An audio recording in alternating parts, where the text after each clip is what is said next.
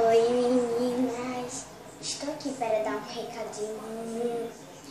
O nome é Recadinho da Novelinha. Bom, na Novelinhas.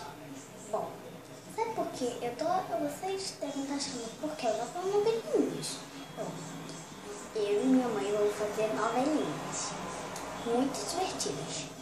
Bom, vai ter gravações. Vamos primeiro falar pelo nome e depois pelas falas. Eu vou fazer um roteiro para mim e para minha mãe. Isso é um trabalho muito duro, mas sim, eu vou fazer. Bom, eu espero que vocês gostem da novelinha.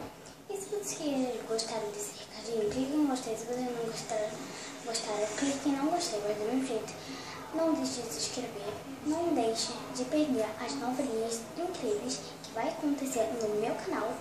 E vários desafios. Eu vou fazer um desafio com a minha irmã ou com a minha mãe, quem quiser. E um beijo. Até o próximo vídeo.